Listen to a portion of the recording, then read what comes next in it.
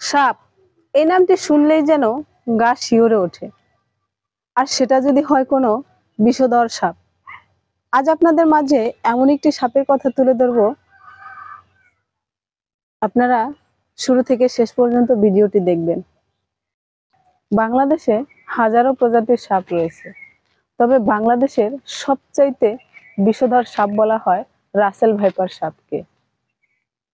এটি রাজশাহীর অঞ্চলে দেখা মিললেও পদ্মা নদীর তীরবর্তী অঞ্চলে এবং চরাঞ্চলগুলোতে এর বিস্তার লাভ করেছে।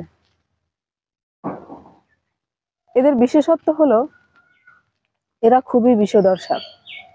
আরেকটা বিষয় হলো এদের বিষে হিমোটক্সিনের পরিমাণ বেশি থাকে, যার কারণে মানুষকে ছোবল মারলে এবং কামড় দিলে মানুষের মাংস পচে যায়।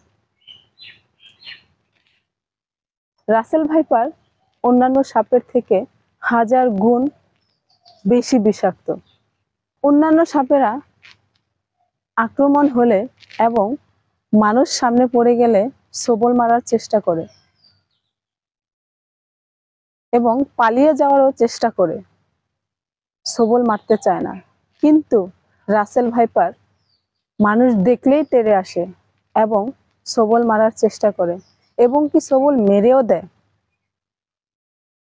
এদের বিষ 1 সেকেন্ডের 16 ভাগের কম সময়ে মানুষের শরীরে ঢালতে সক্ষম হয়।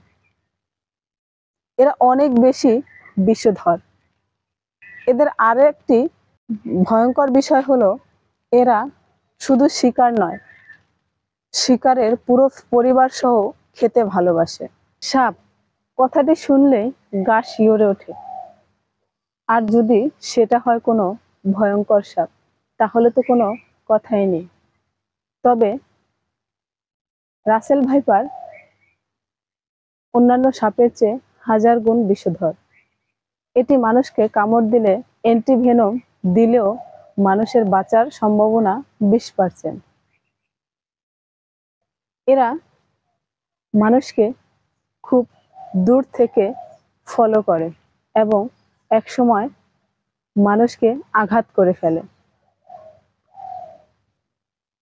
তবে এরা কামড় দিলে যে অ্যান্টিভেনমটি দেওয়া হয় সেটি এই দেশে নেই। অন্যান্য সাপ এক ধরনের বিষ ধারণ করলেও রাসেল ভাইপার একই সঙ্গে 5 থেকে 6 ধরনের বিষ ধারণ করতে পারে। এরা ডিম থেকে নয়, সরাসরি বাচ্চা দিতে সক্ষম। এরা কমপক্ষে 50 থেকে 80টি বাচ্চা দিতে পারে। আপনারা রাসেল ভাইপার যেখানেই দেখবেন, যখনই দেখবেন, হটলাইন নাম্বারে কল করবেন। আপনারা নিজে সতর্ক হন এবং অন্যকে সতর্ক করুন।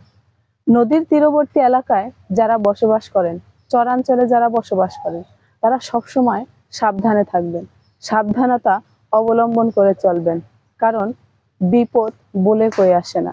রাসেল ভাইপার খুবই ভয়ঙ্কর সাপ, যে কোনো সময় যে কোনো জায়গা থেকে বেরিয়ে এসে করতে পারে আবার আপনার জীবন নাশ। সো সবসময় সাবধানে থাকবেন, সচেতন থাকবেন এবং অন্যকে সচেতন করে দিবেন।